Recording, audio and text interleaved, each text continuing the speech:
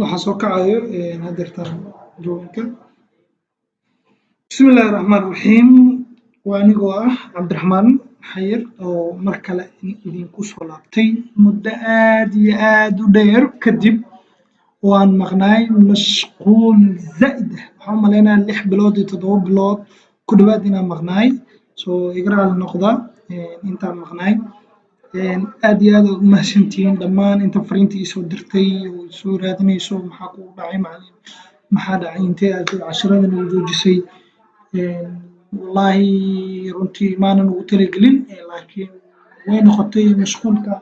zaa'id ahay soo marka aad iyo aad u mahadsantihiin hadirtaan ayaan dib usoo laabtay insha allah dhammaan casharadii oo theory-ga wax alaale wixii problem ay kusoo qabsaday insha allah waa kana whatsappkayga ama gmailkayga ila soo xiriir ii soo dir soo haddii uu connectionkayga hore kaalama waa kana halkan igala soo xiriir insha allah waan kaala shaqayn doonaa waan ku caawin doonaa ilaa iyo intii karaankayga insha allah hadda maanta waxaan bilaabaynaa softwareskii oo engineeringka oo arday badan iga soo codsadeen oo ay dhaheen macallin Hobland softwareka engineeringka wuxuu kala baxaa laba mid structural software iyo mid architectural software oo kala baxaa waxaana basiga ama ugu horeeya asaaska midka architectural softwareka kaasaana ka bilaabaynaa architectural softwareka kaasaana ka bilaabaynaa insha allah waa gaari doonaa midka structuralka architectural softwareka waxaa basic u ah aan ka bilaabaynaa softwarekeenii koowaad AutoCAD-ka insha allah badanaa ahda insha allah waxaa AutoCAD-ka ayaa wuxuu yahay asaas inkastoo dad badan ay isticmaalaan software kale oo AutoCAD-ka ay ka maarmeen sida SketchUp oo kale insha allah SketchUp-kana insha allah waa idin soo duubi doonaa insha allah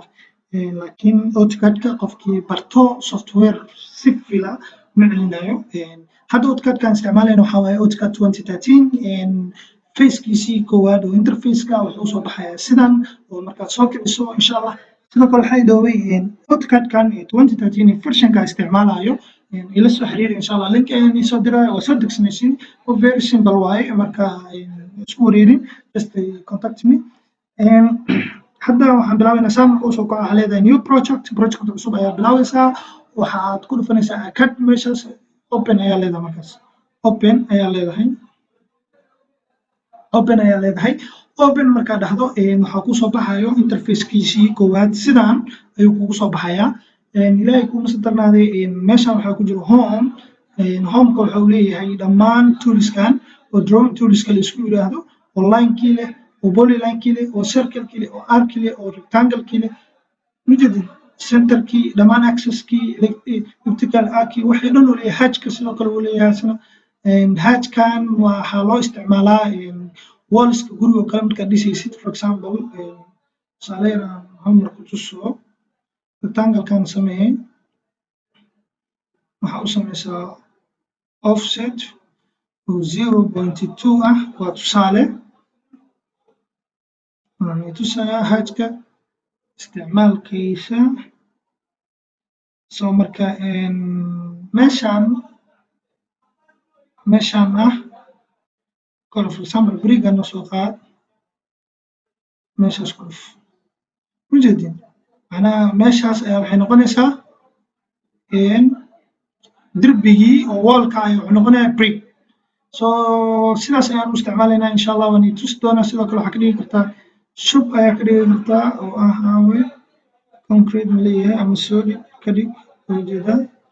sidoo kale waxaa ka dhigi kartaa kaasaa ka dhigi kartaa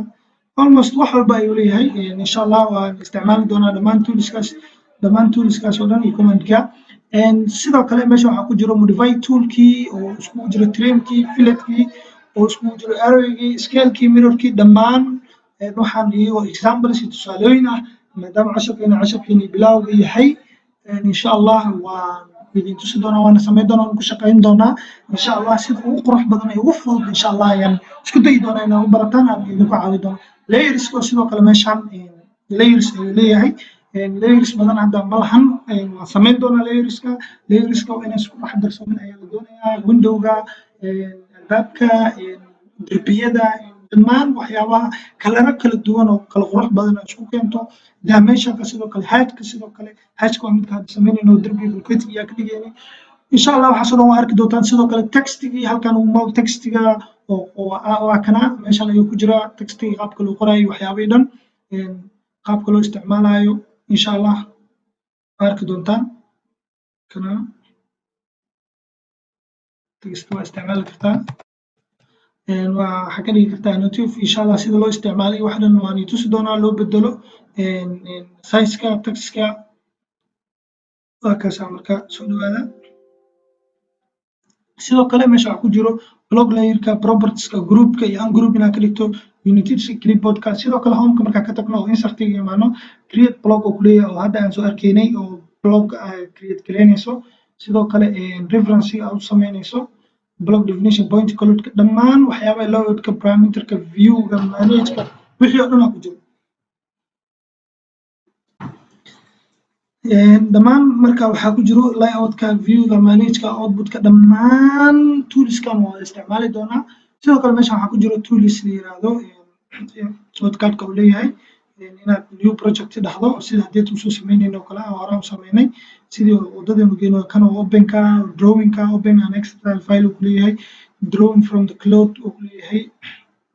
directory macnaha Autodesk ka keenay banaanka ka keenay ama Autodesk iyo website loo internetka ku xiran shirkad soo samaysay sheet set-ka uu leeyahay DGN file uu leeyahay sample files kan waa ni tusayeen kan sample file uu leeyahay sida ama mechanical sample-ka imaam sidaad wax diyaarin lahayd sidaad wax u samayn lahayd inaad ku aragto sample textiga sample text iyo tables sida loo sameeyo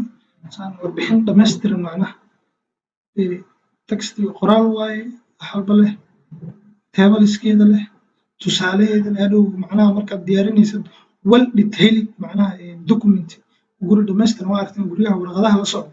sawirro yar la socdo oo baariska oo kale cabiradoodii iyo qoraalkoodii wixoodii dhan iyagoo sawiran waxyaabahaasoo dhan aan rabaa inaad diyaarisaan aad samaysaan sidoo kale wuxuu leeyahay save as wuxuu leeyahay export oo PDF oo 3W waxaan dhan ayuu leeyahay insha allah publish sidoo kale waa publish gareyn kartaa 3D print RTF oo documentiga internetka email ahaan waa ku diri kartaa sidoo kale print caadi uu leeyahay ballot waxaan oo dhan insha allah waa arki doontaan halkan waxaa waaye drawing utilitieska oo unitska laga saxo unitska waa ka sixi kartaa drawing propertieska dhammaan insha allah waa arki doonaa cashirkan oo dhammaystiran inta aan ka gaarayno cashirkan cashir lamida ama cashirka xigo insha allah waa arki doonaa sidoo kale meeshan ayaan ka tegay tiradan halkan ku qoran oo ujeedin tiradan waa x tiradan waa x tan waa y sorry tirada koowaad halkaas oo isku qoran 19 waa x tan kalena waa y tan kalena waa 0 labada hore waa isbedelayaan sababta tan saddexaad isku bedelaadiin waa garanaysaan because waxaan isticmaalaynaa 2D oo z lama isticmaalayo so meeshan x iyo y bis ay furan so ima furmo z ama 3D ima furmo 3D markay ii furmato 3D markay ii furmato ayaa meeshan z ka soo baxaysa sidaas la ajligeeda z waxay noqonaysaa 00 insha allah waxaan oo dhan commandskan toolskan oo aan isticmaalayno si fiican marka guri project ayaan ku bilaabi doonaa kaas ayaan ku dhamaystiri doonaa insha allah marka nala socda stay with us stay tuned hadii aad nii salaamaya anigoo ah xayr dagaal cashirka xigeenka laga gaara insha allah aad waa mahadsantihiin